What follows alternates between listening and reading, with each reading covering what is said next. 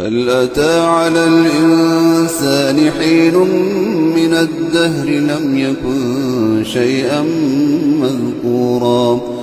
إنا خلقنا الإنسان من نطفة أمشاج نبتليه فجعلناه سميعا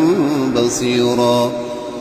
إنا هديناه السبيل إما شاكرا وإما كفورا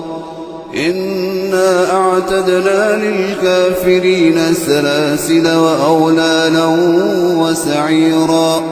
إن الأبرار يشربون من كأس كان مزاجها كافورا عينا يشرب بها عباد الله يفجرونها تفجيرا يوفون بالنذر ويخافون يوما كان شره مستطيرا ويطعمون الطعام على حبه مسكينا ويتيما وأسيرا إنما نطعمكم لوجه الله لا نريد منكم جزاء ولا شكورا إنا نخاف من ربنا يوما عبوسا قمطريرا فوقاهم الله شر ذلك اليوم ولقاهم نضرة وسرورا وجزاهم بما صبروا جنة وحريرا متكئين فيها على الأرائك لا يرون فيها شمسا ولا زمهريرا ودانية عليهم ظلالها وذللت قطوفها تذليلا ويطاف عليهم بآنية من فضة وأكواب كانت قوارير من فضة قدروها تقديرا ويسقون فيها كأسا كان مزاجها زنجبيلا عينا فيها تسمى سلسبيلا ويطوف عليهم ولدان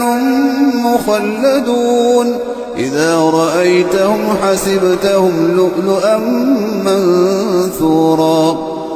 وإذا رأيت ثم رأيت نعيما وملكا كبيرا عاليهم ثياب سندس خضر واستبرق وحلوا أساور من فضة وسقاه ربهم شرابا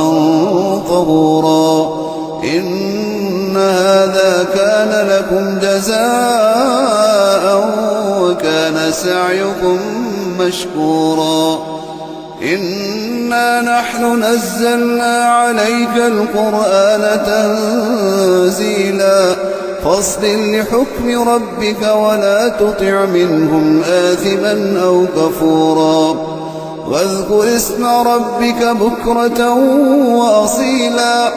ومن الليل فاسجد له وسبحه ليلا طويلا إن هؤلاء يحبون العاجلة ويذرون وراءهم يوما ثقيلا نحن خلقناهم وشددنا أسرهم وإذا شئنا بدلنا أمثالهم تبديلا إن هذه تذكرة فمن شاء اتخذ إلى ربه سبيلا وما تشاءون إلا أن يشاء الله إن الله كان عليما حكيما يدخل من يشاء في رحمته والظالمين أعد لهم عذابا أليما